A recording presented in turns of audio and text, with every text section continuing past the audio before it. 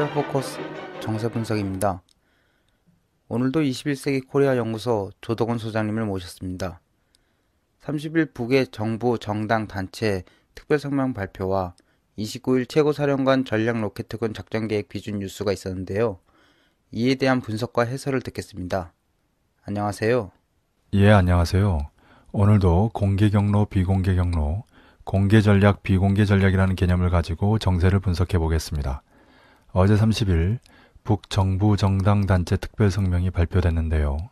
이 설명이 말 그대로 매우 특별합니다. 한 나라가 통째로 선언을 한 셈인데 그 안의 내용을 세 가지로 요약하면 첫째, 남북관계는 이제부터 전시상황이라는 규정이고 둘째, 미국과 남이 북침 도발하면 전면전 핵전이라는 경고며 셋째, 이 기회를 놓치지 않고 조국 통일 대전에서 승리하겠다는 다짐입니다. 이 성명은 정부 정당 단체 이름으로 나온 만큼 정확히 공개 경로 오픈 트랙상의 현위치를 보여줍니다. 이렇게 거대한 주체의 성명은 마치 항공모함의 이동과 같아서 한번 방향을 잡으면 돌리기 어렵습니다. 웬만한 변수가 아니면 이대로 쭉 갑니다. 한나라 군대와 민중이 통째로 합의한 걸 누가 쉽게 바꾸겠습니까? 그만큼 위험하다는 겁니다. 이 성명으로 코리아 반도는 말 그대로 전시 상황에 99% 돌입했습니다. 이 성명의 의미는 여기에 있습니다. 이 못지않게 중요한 소식이 있는데요. 그건 김정은 최고사령관이 전략로켓특원 관련회의를 이끌면서 한 최종 계획의 비준입니다. 여기선 중요한 정보가 많이 나옵니다. 그 정보들도 세 가지로 요약하면 첫째, 북이 진짜로 여차하면 미 본토를 핵미사일로 공격할 계획을 가지고 있으며 이 계획을 최고사령부까지 공개하며 비준했다는 것이고 둘째, 사진 속에 나오는 전략군 미국 본토 타격 계획이라는 도면이 사실이라면 북은 미 동부, 중부, 서부, 하와이를 집중 타격하는 계획을 갖고 있다는 것이며 셋째, 캘리포니아 해변 도면과 함께 나온 잠수함 40척, 상륙함 13척이라는 숫자가 사실이라면 북의 타격 계획에는 미 본토해의 상륙까지도 포함되어 있다는 겁니다. 무서운 계획이 아닐 수 없습니다. 소련 붕괴 이후 누가 세계 유일 패권 국가인 미국을 상대로 이런 계획을 가지고 있고 여차하면 실행하겠다며 큰소리치겠습니까? 더구나 미국이 B-52와 B-2를 남해 보내 북침, 핵폭격 연습을 한 후에 나온 대응이 아닙니까? 한마디로 북미 간의 전면전 핵전이 벌어질 수 있다는 걸 보여줍니다. 인류 역사상 이렇게 긴장되고 위험한 적은 일찍이 없었습니다. 역시 이것도 공개 경로 오픈 트랙상의 북미 대결 지점을 말해줍니다. 여기서 미국 본토 타격 계획을 좀 더 볼 필요가 있는데요. 북 최고사령부의 작전도나 북 정부 정당 단체 특별성명을 잘 보면 미국 본토까지 포함해 미국과 전면전 핵전을 벌이게 될 경우 원거리부터 해서 근거리로 타격해 들어오는 계획임을 시사에 주목됩니다. 원거리란 미 동부를 말하는데요. 미군의 최고사령관 수뇌부가 있는 백악관 펜타곤의 워싱턴과 전세계 금융 심장부인 월스트리트의 뉴욕을 포괄합니다. 초장부터 미국의 군사지휘체계, 정치 행정체계와 전세계의 경제체제를 박살내며 시작하는 거지요. 사실 이렇게 적의 지휘부를 먼저 공격하는 것은 작전의 기본입니다. 이렇게 미 본토와 태평양성의 군사 거점들이 초토화되면 미국은 더 이상 나라로서 존재할 수 없게 됩니다. 그러고 나면 이런 경우로 상정해 만든 프로그램으로 보복 임무를 수행하는 핵 잠수함들만 남습니다. 만약 광명성 3호 2호기가 이런 핵잠들을 찾는 데 탁월한 관측이성이고 철갑상어라고 불리우는 북의 잠수함들이 이 핵잠들을 따라다니며 침몰시킨다면 미국의 마지막 보복수단마저도 무용지물이 되고 말지요. 물론 북은 미 제국주의를 낳은 유럽 제국주의나 유대자본을 향해서도 역시 결정적인 타격을 가합니다. 미군과 나토도 북에 보복하는 동시에 그대로 놔둘 수 없는 러시아, 중국도 핵공격으로 다 같이 초토화시켜버립니다. 그렇게 되면 결국 지하 요새를 얼마나 예견성 있게 튼튼히 만들어 놓았는가에 따라 미래가 결정됩니다. 이는 북이 최우승자가 된다는 말입니다. 전국의 도처에 지하 300m 요새를 만들어 놓은 북만이 지구상에 살아남아 세계를 평정합니다. 이때부터는 방사능 제거 기술이 가장 중요한 과제 중 하나가 될 겁니다. 북은 이 모든 경우의 수를 다 내다보고 공격용으로 다종화된 핵미사일과 최첨단의 위성 잠수함들을 개발해 놓았고 방어용으로 온 나라의 요새화를 철저히 실현해 왔습니다.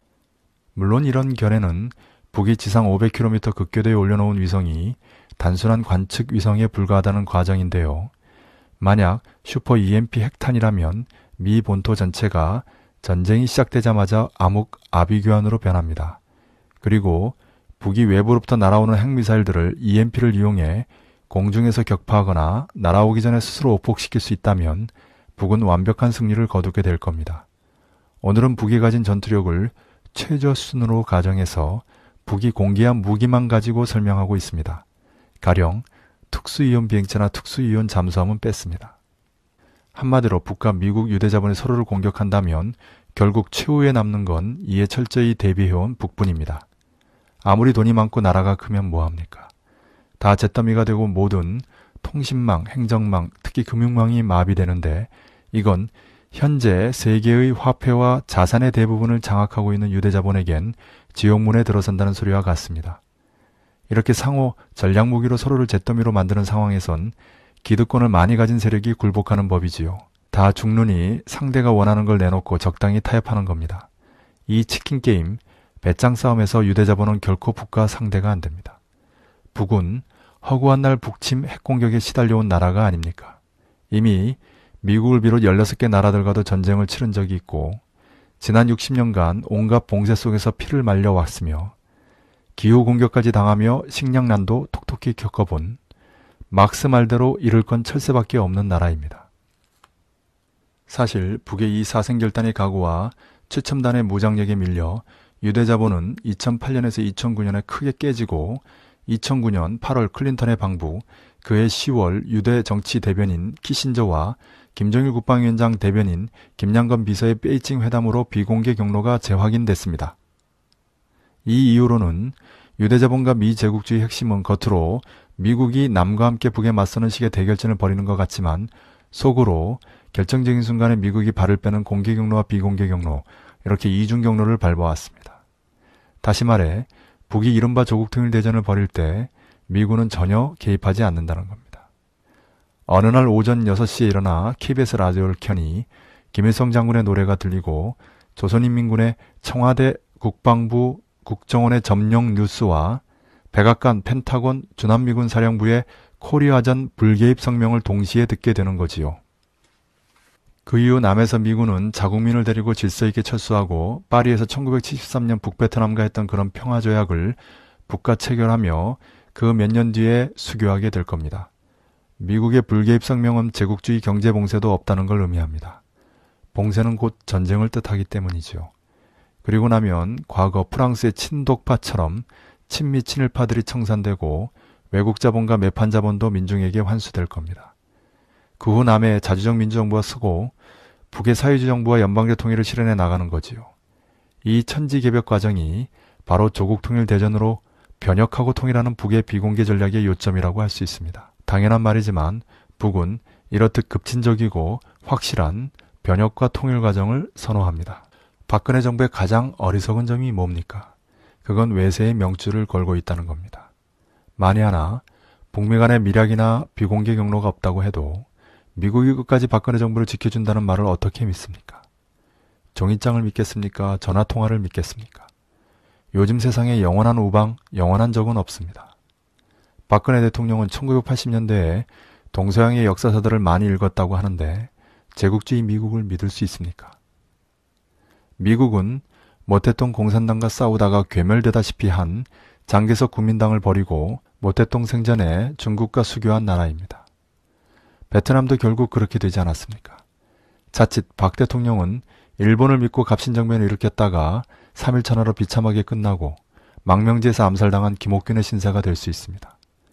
외세를 믿고 전쟁을 일으키는 것이야말로 가장 어리석은 짓입니다. 외세는 외세입니다. 당나라는 신라와 손잡고 고구려를 멸망시킨 후 신라마저 먹어버리려고 하지 않았습니까? 외세는 절대 믿을 수 없습니다. 외세 의존은 망국의 지름길입니다. 누가 뭐라 해도 같은 민족이 최고입니다. 살아도 죽어도 같은 민족을 끼고 가야 합니다. 그래야 설령 잘못돼도 역사의 평가를 받습니다. 그래서 우리 민족끼리의 기치를 들고 방북해 6.15 공동선언 14선언을 합의한 김대중 노무현 대통령이 현명한 겁니다. 그 반대로 간 이명박 대통령이나 그 길을 따라가는 박근혜 대통령이 어리석고 위험한 겁니다. 30일 김관진 국방장관이 북과의 전쟁 시 미 본토 무력까지 동원하겠다고 하는데 다 위험천만한 발상입니다. 북이 미 본토를 다양한 방법으로 핵공격할 수 있는데 미국이 쉽게 북과 전면전 핵전을 벌이겠습니까? 북은 사생결단으로 싸워도 미국은 사생결단으로 못 싸웁니다. 터놓고 말해 남의 군대와 민중도 사생결단으로 못 싸웁니다. 현재의 정신상태, 무장상태로는 북과 상대가 안 됩니다. 북은 미국을 상대로 힘을 키워왔고 남은 그 미국에 의존하기만 했습니다. 강약부동이라고 전쟁은 군사력과 정신력이 센 쪽이 이깁니다. 북이 3월 말에 당중앙 전원회의를 4월 1일에 최고인민회의를 연다고 합니다. 적어도 이 날짜들에는 전쟁이 없을 겁니다. 허나 그 뒤에는 하루하루가 언제든 전쟁이 일어날 수 있고 일어나면 3일 전쟁이 아니라 3시간 전쟁이라는 걸 알아야 합니다. 자고 나면 전혀 딴 세상이 돼 있는 거지요. 잠시 박 대통령에게 전쟁 국면을 평화 국면으로 바꾸며 통일과 구국의 결단을 내릴 수 있는 기회가 놓여 있습니다.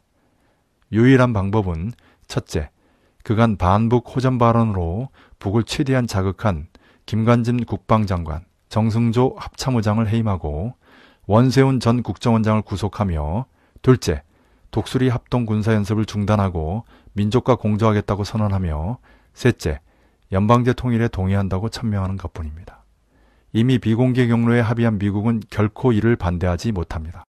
온 민족과 온 세계가 보는 이때가 박 대통령이 결단할 수 있는 마지막 절호의 기회입니다. 이젠 6.15 공동선언, 14선언 이행 약속 수준으로는 어림없습니다. 북이 온 나라가 조국통일대전을 결의하고 전시 상황을 선언했기 때문입니다. 조국통일대전이냐 연방제 합의냐 사느냐 죽느냐만 남아있는 상황임을 직시해야 합니다. 다시 말하지만 조국통일대전이 벌어지면 박 대통령만이 아니라 수구보수 세력 전체의 운명이 위험합니다. 정말로 현명한 판단이 필요한 때입니다. 전쟁으로 발생하는 심각한 후과를 진심으로 걱정해서 하는 말입니다. 결단은 신속해야 합니다. 전쟁을 가리키는 시침은 지금 11시 59분에 있습니다. 임계점의 99%에 달했습니다. 시간이 없습니다. 여기까지 하겠습니다. 정말 잘 들었습니다. 고맙습니다. 지금까지 코리아 포커스 정세분석이었습니다.